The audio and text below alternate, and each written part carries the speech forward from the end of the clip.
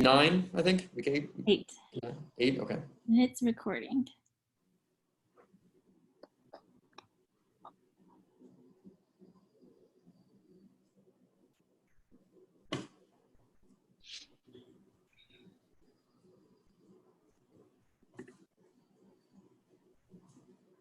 All right, welcome everybody to week 8 of our wonderful Spirit series that everybody's been enjoying over the months.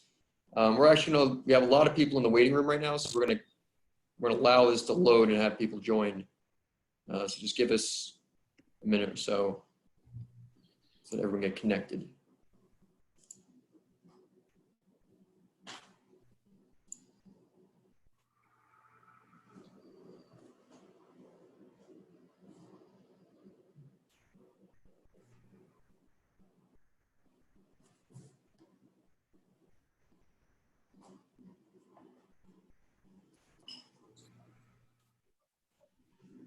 All right, we'll kick things off. So welcome everybody to week 8 of our Spirit series. Thank you again for joining us. Thank you to the people that have been following us over the months and welcome newcomers to this as well. We are going to be continuing these series throughout the July and even August months, and hopefully this will just become a new regular TEI channel, in essence, that you can tune into every week or two. Love at the end of this, at the bottom or right of your screen, depending on where she's oriented, we'll give you details on what will come in the next few weeks. But today we have Natalie Diaz joining us as Chief of Staff of Time Equities. And I wanted to come on first thing here, mainly because Natalie and I have known each other for going on 10 years now. Her and I started actually in the same year back in 2008, and I was remarking to her a couple minutes ago how there's a core group of people that started here 9-10 years ago that are still at Time Equities, and we've all become very close, and we've all grown in our positions, and it's been an actual pleasure, and I'm proud of Natalie to see how she's grown over the years and the responsibilities that she's taken on. But of course she'll go through all that in a few minutes. So not to waste any more time, I'm going to hand this over to Love and Natalie to have a conversation, and please enjoy. And don't forget, if you have any questions or any comments, feedback, please feel free to enter them, using those two either Q&A and or chat buttons at the bottom of your screen. But I'm going to disappear here, and you'll see me back here probably the next week or two, depending on when we have something scheduled next. All right. So best wishes, everybody. Thanks, Alex. Enjoy. So hello, everyone, and happy Wednesday. My name is Love Wynn. I hope everybody's having a good week so far. So thanks for joining us for our 8th week into our webinar series. I'm tuning in from Salt Lake City. It's pretty hot over here. We decided to drive in from Los Angeles to celebrate Father's Day with family. I wanted to send a big shout out to all the wonderful dads out there that are listening in today. I hope you were all spoiled over the past weekend and had breakfast in bed, doing nothing or anything to your heart's desire. So our discussion today is about a topic that may be on a lot of people's minds given the current state of events. We're going to be talking about the importance of the impacts of diversity in the workplace, and how Time Equities has encouraged inclusions in times well before the most recent events. Our special guest today is Natalie Diaz. She's been, as Alex said, has been with Time Equities for about 10 years. Over 4 of those years has been spent as our Chief of Staff. So she's a woman with many talents and experience across many industries, in addition to public relations and communication. So thank you for joining us, Natalie.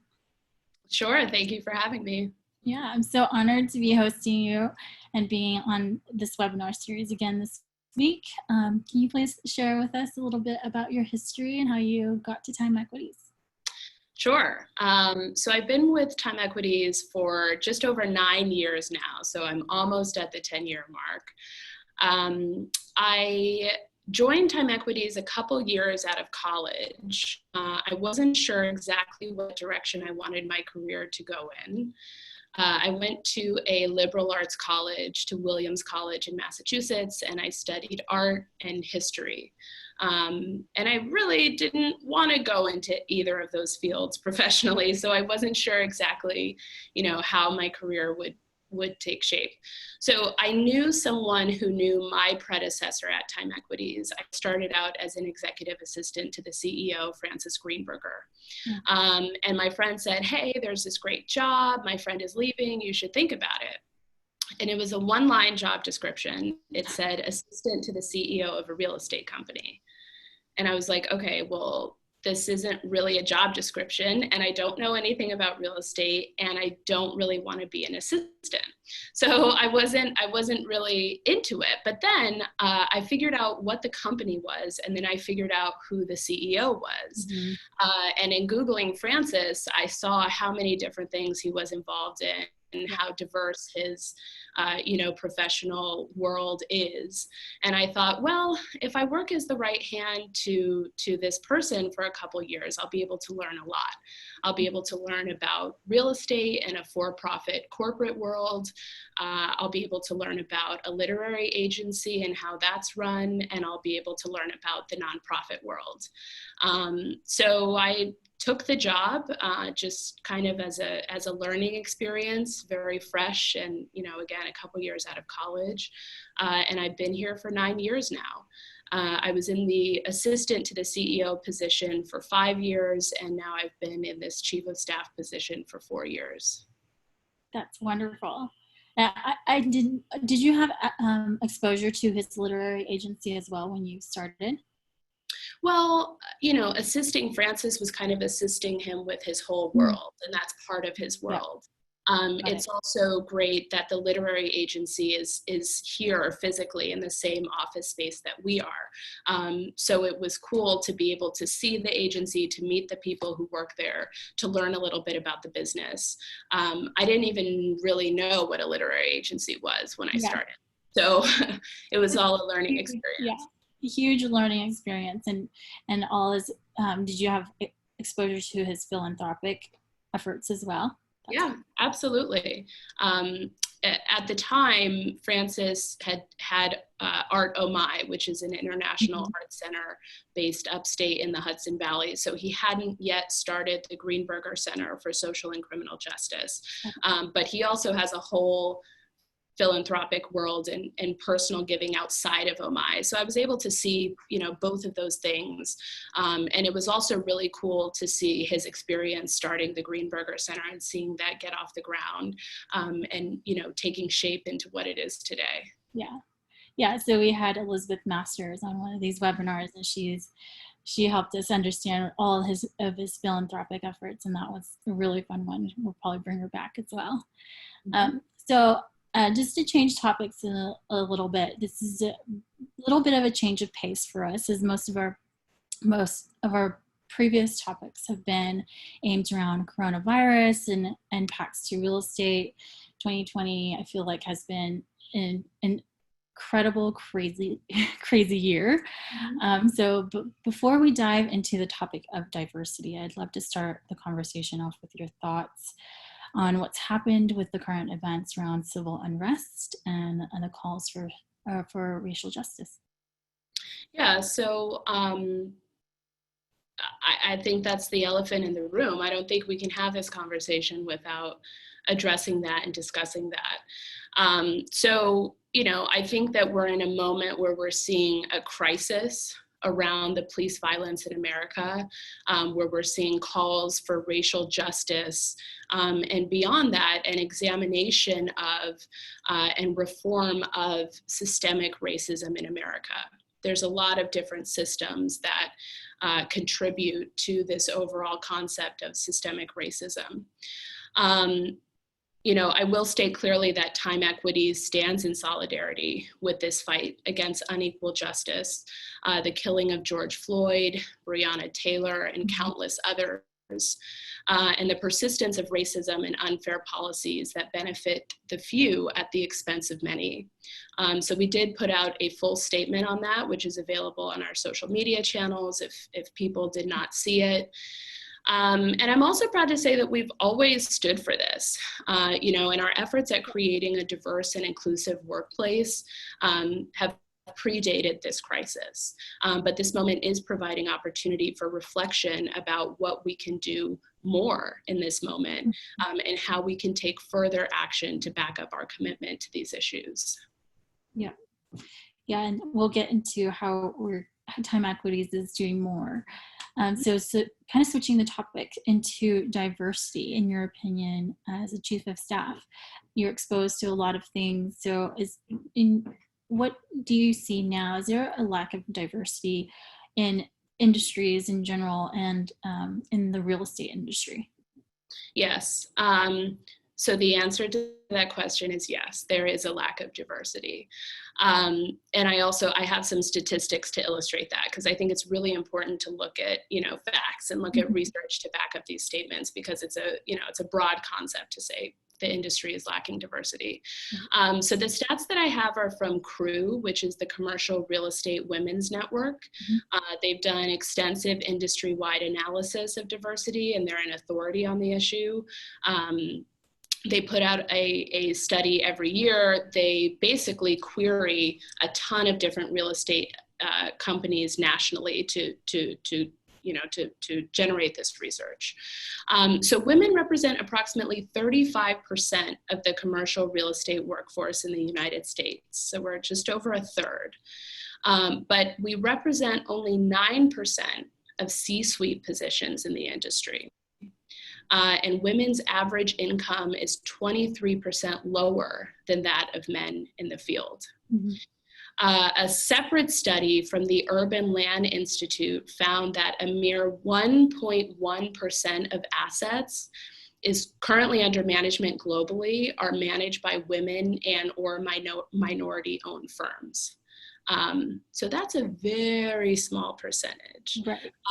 And I also believe that the high barrier to entry and the history of property ownership as a family business contributes to this lack of diversity.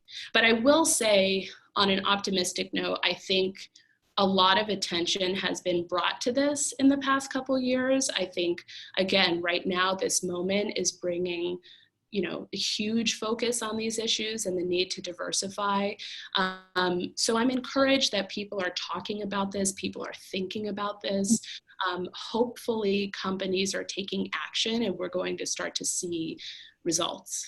Yeah, it's super encouraging to see a lot of the companies out there put out their statements of solidarity and taking the next steps to help those that are in need. So in regards to Time Equities, can you share with us how we're promoting diversity within Time Equities and maybe like in the hiring process as well? Sure. So in my tenure as Chief of Staff here at Time Equities, I've worked closely with Francis to institute some policies around diversity. And it's great that Francis and Bob Cantor, the president of Time Equities, are fully on board with this, which is important, having that top-down support and buy-in. So the first thing that we did is we looked at our hiring practices. We issued a diversity and inclusion mandate company-wide regarding hiring practices, which stated that it's our intent at TEI to create a diverse and inclusive workplace for all employees, and that diversity must be a priority amongst all hiring managers as we grow and evolve as a company. So, that was our first sort of statement. And I think it's important to put that out in writing as an intention from the company, directly to all hiring managers. So in that same memo, we asked hiring managers to be mindful of unconscious bias towards applicants from their own identity group, and to look at their existing teams and identify gaps in diversity, and to bring intention to seeking out diverse candidates during their recruiting processes. Yeah. So we then took that further and said, okay, well, how can we help hiring managers do this?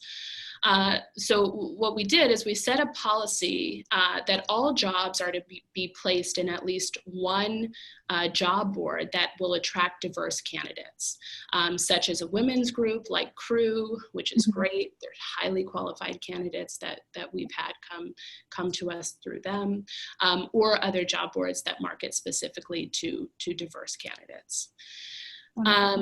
In 2018, I founded the Women's Equity Committee here at Time Equities, which is composed of women from various departments, various seniority levels across the company, to support our efforts around recruiting, retaining, and promoting women and diverse members of our staff. Commitments to diversity and inclusion must be coupled with concrete actions to become effective. So we formed this committee to make policy recommendations to senior leadership on how we can expand and improve these policies and commitments, how we can make these real. So the Women's Equity Committee, the primary focus is gender equality, but our efforts are intersectional and are being applied, widely and across the spectrum of bringing more diversity into the company. And the last thing I'll mention is, sorry, go ahead. I'll just mention. I was just curious how many people are in this committee, and I've heard of this committee, and I would love to be part of it. So, great. To join. Okay. We're actually scheduling our next meeting now, so I'll include you. I think we have about 10 women on the committee. And again, it's really diverse in terms of, women from all different departments, all different seniority levels, different areas of expertise. It's diverse in itself in terms of the makeup of the group, which is great. So I'll mention one more thing, which is that in 2016, I founded an internal mentorship program here at Time Equities, which is called TEI Connect, to bring employees together across departments for mentorship opportunities. It's been a great success. We do it twice a year. We do it in the spring, we do it in the fall. And we've had high-level executives and managers volunteering as mentors, including our president, Bob Cantor, which has been so great. And mentorship, sponsorship, and advocacy are especially important for underrepresented groups to advance in the workforce, particularly in male-dominated industries, companies, or cultures. So that's, pretty much any research that you'll read on advancing diversity references mentorship as a key component. Absolutely. That's such a key element of getting just having exposure to those who don't even know that these programs exist. As I started with Time Equities, and it wasn't very long ago, I saw the mentorship program. I did not sign up for it because I felt like, for me, I just had my exams to study for, just the onboarding, things like that. But I definitely have bookmarked it for something in the future that I would love to be a part of as well. So yeah. So internship programs, mentorship programs. Are internship and mentorship different from your perspective? Yeah. Okay. So we bring on paid interns. We bring on most of our interns over the summer, but we do have some year-round interns, and those are, those are paid positions. They're essentially like a job with people who have less experience, typically recruiting out of college to support our different teams. And mentorship is really more of an internal program with permanent employees who are here at Time Equities. And it's, the mentorship program has been so great because it provides an opportunity for people to learn from someone more senior, to learn more about the company, to help them figure out, maybe they have an ambition in one area of the company, or they have some skills from prior jobs that they're not utilizing in their current position that they want to find a way to utilize. And just the development of those relationships across departments has proven to be extremely meaningful for a lot of the participants in the program. And even, just having someone else in your corner, to speak up for you and say, hey, let's give Love an opportunity to lead this project. Yeah. let's let Natalie lead this project, whatever it may be. It's it has long-term positive ripple effects, I believe. Yeah, I totally agree with you. So in talking about diversity, I want to see what your opinion is. And I was doing some research on my own on the studies of diversity and the advantages of it. What do you feel like diversity has helped? How has diversity helped Time Equities? And can you give maybe some examples? Yeah. So so I'll take this question as, why is diversity so important in the workplace? Yes. And I have some stats here, because you know I love stats. Yes, me too. So a growing body of research indicates that companies that advance diversity amongst their staff result in greater financial outcomes, healthier corporate environments, greater innovation and market growth, more successful employee recruitment and retention rates, and more.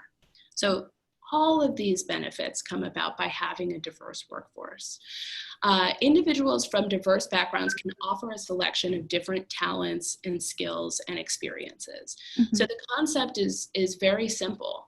If you have a diverse team of people who have different lived experiences, who have different educational backgrounds, who have different ways of thinking, you're going to have, you know, many more perspectives contributing to whatever work you're doing, whatever project you're working on, as opposed to having a homogenous group of people who may have similar backgrounds, similar ways of thinking, similar limitations in their thinking, etc.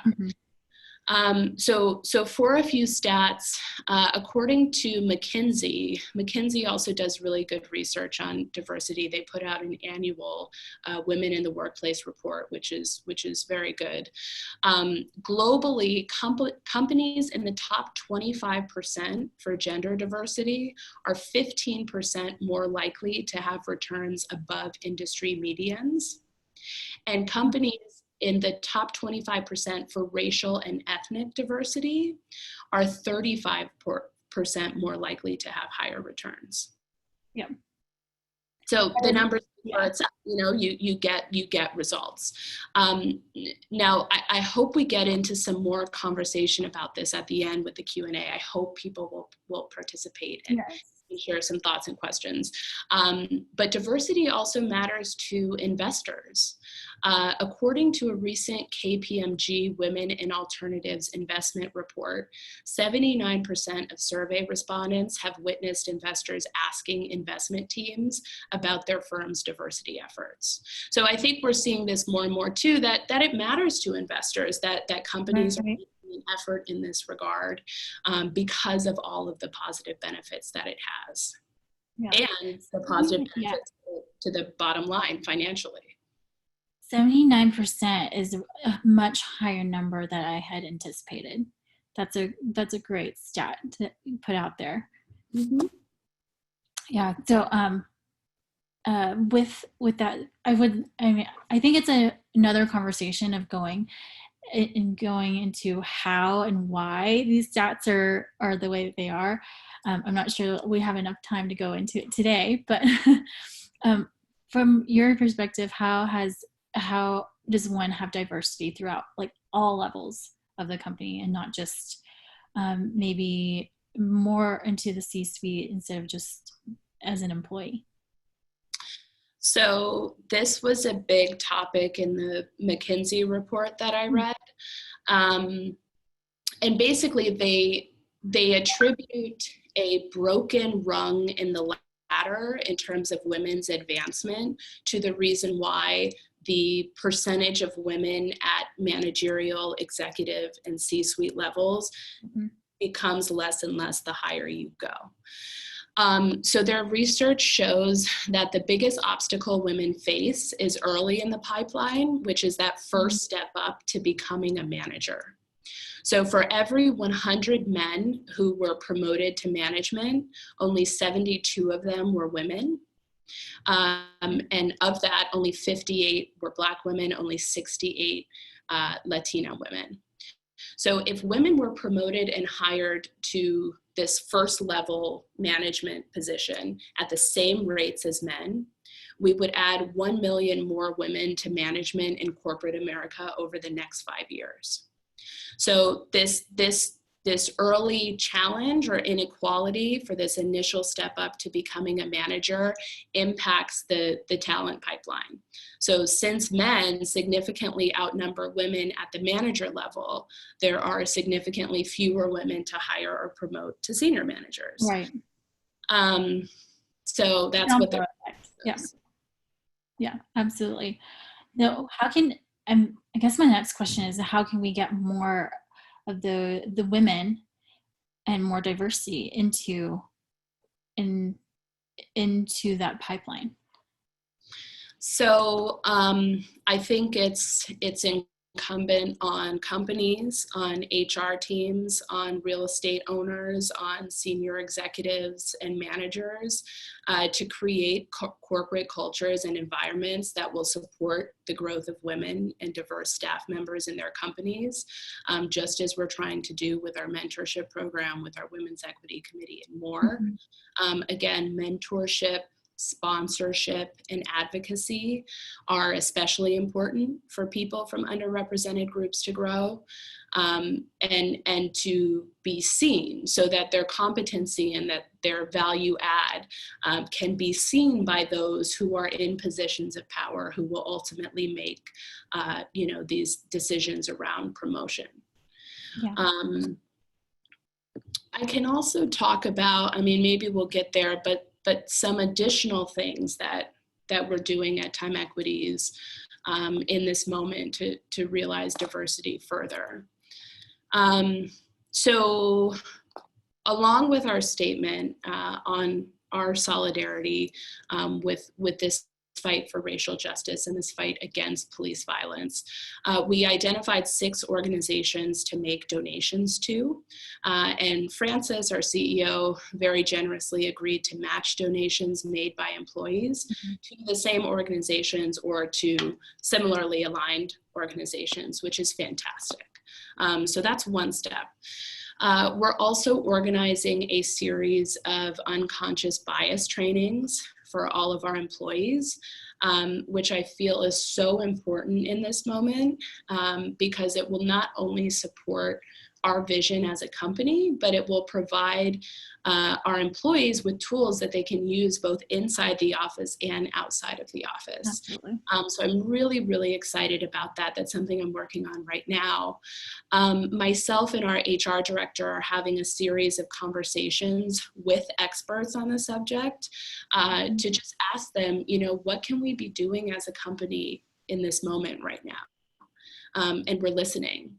So it's been great that we're not only planning these trainings, but we're using it as an opportunity to just have open conversations with experts in this field to inform exactly what we're doing and how we move forward.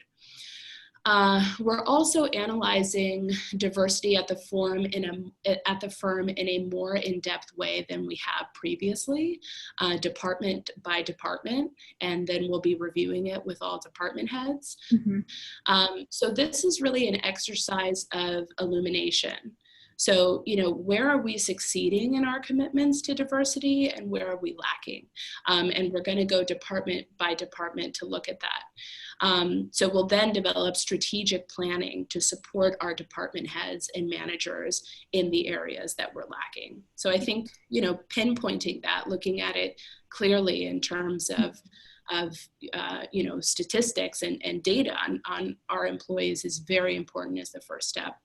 And then the last thing we're doing, which I'm so excited about, is we're partnering with a company called Project Destined to create a pipeline of diverse internship candidates for both our summer internships and our year-round internships. Project Destined works to create financial literacy, access to real estate investment training, and hands-on experience via paid internships for high school and college students from underserved communities. It's a fantastic organization. They teach these kids public speaking, how to pitch a deal. They teach them, real estate finance fundamentals. They teach them how to build out a financial model so that they can do underwriting on deals. So they teach them these really important skills that you do need to have to get an internship with a company like Time Equities, so that they can place diverse candidates with companies. They partnered with Brookfield Properties. They partnered with the Real Estate Board of New York. And so I'm very, very glad that we'll be working with them. And I just have to say on that point, I think starting as early as we can in the pipeline to impact who is coming in the door and who we're considering for positions and internships is critical. I mean, even as Alex said, starting this conversation off, we've both been here since 2011. We've both been at the firm for 9 years.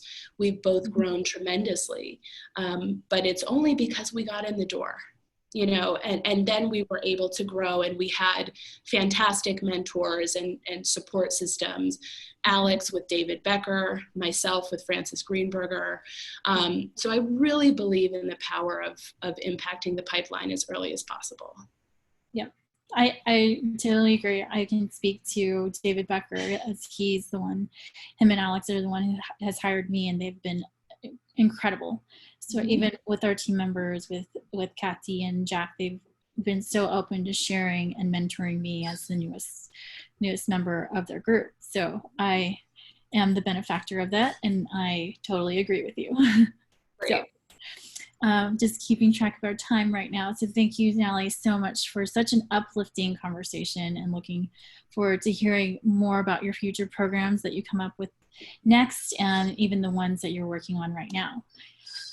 So in regards to that, thank you so much for taking your time. That concludes our discussion today. I do hope you guys enjoyed our conversation, and being one of the newest members at Time Equities, I absolutely enjoy speaking with those who have been at Time Equities for such a long period of time.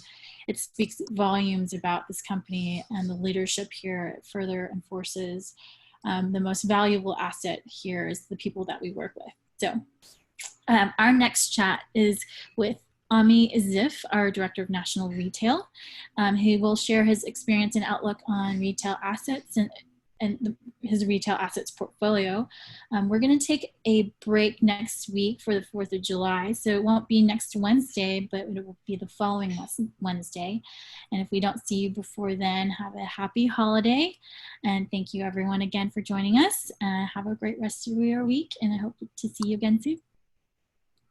Thank you. Thanks, Rob. Bye-bye.